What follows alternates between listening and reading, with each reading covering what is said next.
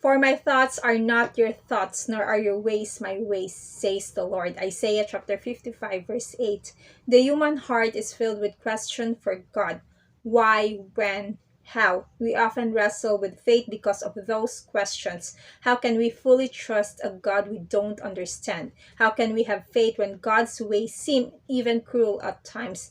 When we try to comprehend God's ways, we become frustrated. His ways are higher than our ways, and his actions often do not make sense to our earth-bound minds. We question God's ways when close to us die, when tragedies strike righteous people, when the wicked prosper. So we beat on heaven's door with our demands for answers, and no answer comes but this one: my ways are higher than your ways. God's infinite thoughts are far greater than our limited ability to comprehend them. God's thoughts and his ways don't always make sense to us, but we can rest in the knowledge that he is always good, and therefore everything he does is good. If we try to understand God's ways from earth looking up, we won't find many answers. Instead, God left us a clue in the word higher. His ways are not merely different from ours, they are higher, better, superior, exist on a grander scale. He parted the Red Sea because it fit his plan for Israel. He sent an angel to let Peter out of jail, but he allowed James to be executed.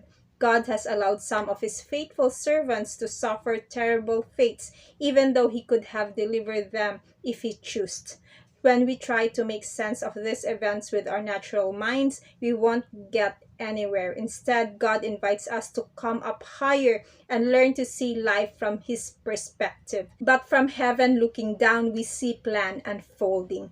In Isaiah chapter 46, the Lord lays out his sovereign plan to use the Persian king Cyrus. We may not know why God needs a bird from the east or why he would use a man like Cyrus. The man from a far off land may not himself understand why he is moving across the world. But those who trust the Lord can rest in the confidence that God is at work. In God's higher ways, everything happens for a reason and will be woven into the fabric of God's good plan for those who love him. We see only our small piece of the puzzle. God sees the finished work. When our desire is to live in step with his plan, we can have confidence that even when bad things happen, God is still in control. He often takes what Satan meant for evil and turns it in good for the salvation of many. Man is indeed unique in God's entire creation. And although we sin, but in his amazing grace, he sent his Son to become sin for us so that by believing in him, we receive gracious pardon and eternal salvation. Let us never forget that his thoughts and plans and ways and works are all working together for good.